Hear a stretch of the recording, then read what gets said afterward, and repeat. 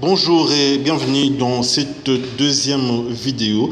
Vous savez, dans les organismes internationaux, tout est censé se faire selon deux principes.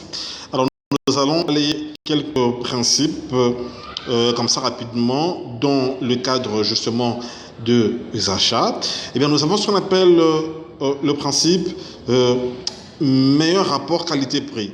En fait, ce principe permet l'utilisation la plus efficace des ressources pour répondre aux besoins de bénéficiaires. Eh bien, nous avons le principe de la prévention de la fraude. Ce principe, en fait, ça garantit que les ressources ne sont pas détournées de bénéficiaires en empêchant la fraude, les népotismes, la corruption, les détournements des fonds, les vols et la substitution de produits. Nous avons ce qu'on appelle le principe de la confidentialité et transparence.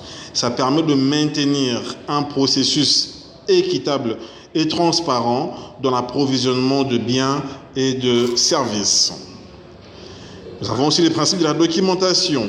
Cela contribue à la transparence et fournit une piste d'audit claire en utilisant des formulaires appropriés et en respectant les normes et exigences minimales d'autorisation et d'approbation.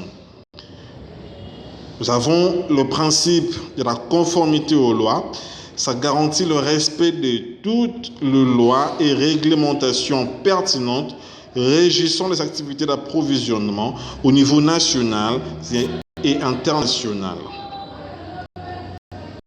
Dans le principe égalité de traitement et non-discrimination de fournisseurs, conformément aux principes sur lesquels l'action humanitaire est fondée, nous devons veiller à ce que les relations avec le fournisseur ne soient pas discriminatoires ou n'offrent pas de traitement préférentiel à une quelconque étape du processus d'approvisionnement sur base de race, de couleur, de genre, de religion et l'âge, l'orientation sexuelle, l'origine nationale ou éthique, l'invalidité ou le handicap, l'affiliation tribale. Donc, ce n'est pas parce que vous êtes de telle tribu que vous devez fournir le marché seulement aux personnes qui sont de votre tribu.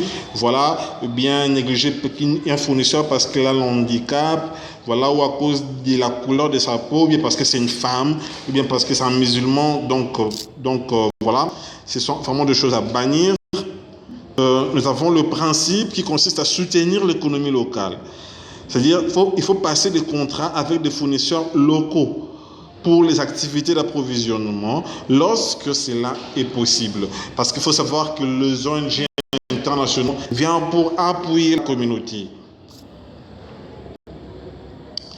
Nous avons aussi le principe qui consiste à traiter des êtres humains, travail des enfants et à la traite des êtres humains, le travail des enfants et le droit fondamental.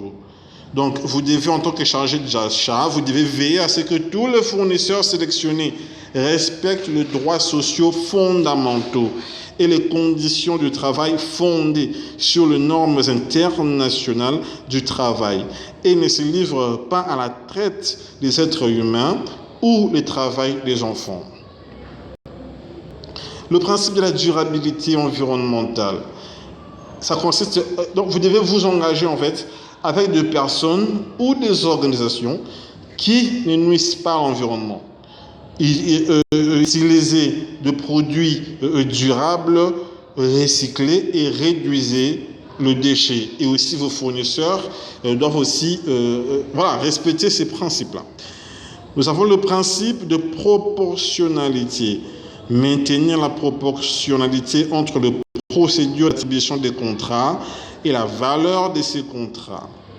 Les procédures ne doivent pas imposer des exigences en quantité trop grande ou trop restreinte aux fournisseurs par rapport à la valeur du contrat. Ce n'est pas un contrat de $1000 où vous commencez à exiger aux fournisseurs de la tête aux pieds pour que puisse justement ne pas répondre non. Il faut justement il faut faire la proportion. Donc voilà, il faut faire la proportion entre voilà les niveaux de contrat, la valeur du contrat et vos exigences que vous exigez aux fournisseurs. Donc faire preuve de simplicité. La qualité, évaluer et vérifier que tous les articles répondent aux normes de qualité requises, y compris les normes pertinentes de lois et réglementations nationales. Nous avons le principe de la compétition. Veiller à ce que les activités d'approvisionnement offrent une compétition ouverte et libre dans la mesure du possible. Mitiger les risques de conflits d'intérêts et de pratiques non compétitives entre les fournisseurs qui peuvent restreindre ou éliminer la compétition. Le principe du fournisseur responsable. Évaluer et attribuer des contrats uniquement à des fournisseurs responsables qui ont la capacité de respecter leurs obligations selon les termes et conditions d'un accord d'approvisionnement proposé. En prendre en considération l'intégrité du fournisseur, l'historique des performances passées, la conformité des exigences et réglementations statutaires des bailleurs de fonds, les ressources financières et techniques. Ce sont là vraiment deux principes à réviser, à maîtriser, parce qu'en tant que chargé des achats dans une ONG internationale, eh bien, vous devez respecter ces principes. Donc voilà, chaque jour il faut le répéter, c'est vraiment votre Bible, votre guide. Donc vous ne devez pas vous égarer. C'était là la deuxième leçon. Je vous dis à la prochaine.